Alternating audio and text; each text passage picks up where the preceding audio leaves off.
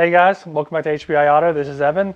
Today I'm going to go over a few things as far as track cars and what we do as far as maintaining them. So this car is a 2016 GT3RS, and the person who owns this car this is strictly a track car for him. 15,000 miles, and they're all 100% track miles. And we keep this car here at our location, service it for him, bring it to the track for him, pick it up, so on and so forth. So I want to go over kind of what our process is on these cars and maybe some suggestions for you guys out there who maybe do this stuff yourself or getting it done somewhere else. So to start off, like a track day, we're going to do the basics, the oil change, check over all the suspension bolts, the arms, make sure everything's torqued, retorqued. We're going to look at the brakes, so the rotors, make sure they're not cracked. So if there's going to be some cracking on the rotors, or make sure they're not connecting from drill hole to drill hole or getting close to that. Same with pads, make sure there's no weird wear from the inner to outer pad, and make sure there's enough life there that's going to last through that track weekend.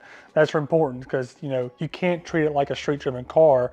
Say the brakes have 5 millimeters on there. Well, street car, you can let that slide. Track car, you can burn through those pretty quickly. And also be wary of what track's this going to. Is it going to like a CMP where it's going to burn the brakes up? Is it going to VIR?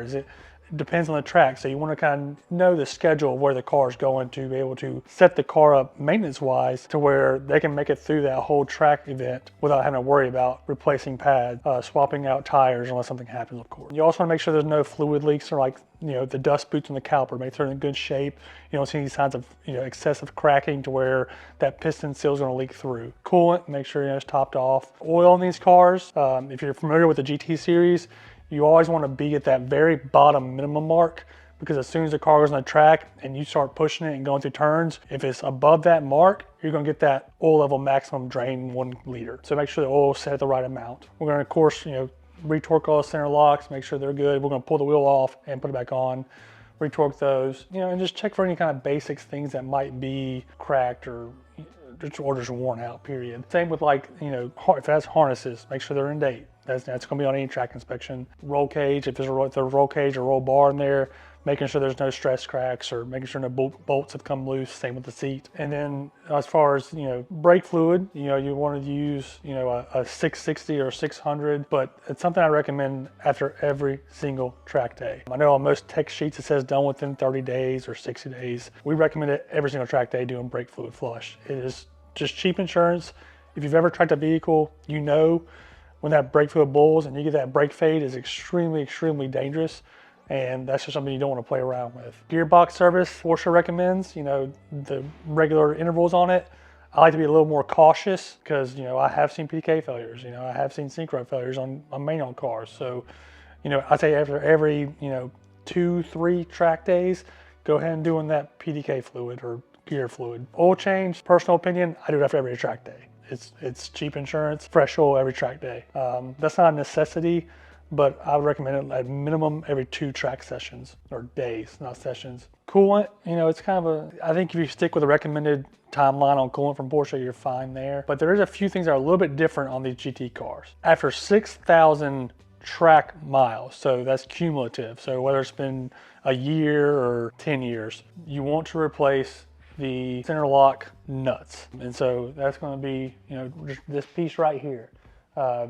It's a threaded nut under a extreme amount of pressure. You want to replace those because they can fail. And also that 6,000 mile mark, you want to do the rear hub and bearing. So at that 6,000, you want to do the rear hubs and all center locks. At the 12,000 cumulative, you want to do the fronts. At that 12,000 service, you're going to be doing all 4 hubs and bearings and center locks. It's not an extremely expensive service, but it's not cheap. But I haven't seen any failures myself. But if it's recommended by Porsche and they're saying, hey, replace these items, I'm going to do it. Especially on a car that I'm expecting to go 160 miles an hour and over and over and over again. The last thing I want is a wheel bearing to go out or a wheel nut to fall off. So that's kind of just my basics there. Nothing out of the ordinary, I don't think. I like to be a little bit more overcautious on maintaining the track cars just because it's a liability for me as a shop. In the past, we used to do free tech inspections for everybody. We kind of rolled that back a couple years ago to where we won't do a tech inspection on a car unless we do the brake fluid, because we had instances where, you know, people were getting brake fade and they said the brake fluid was changed, you know, a week before that they're at the track. So that's kind of what our number one thing is. You know, we'll do a track inspection all day. We will not charge you for it, but we must perform the brake fluid flush with the appropriate fluid. That's kind of my quick little rundown. I'm by no means a track guy through and through and die hard. So, you know, people might not agree with what I say, or I'm overly cautious or not cautious enough, but that's how we operate here. And I've seen success with it with my personal cars and client cars. If you have any suggestions, please leave them below, comments as well. Please feel free to reach out. Thank you guys for watching. I hope you have a great day.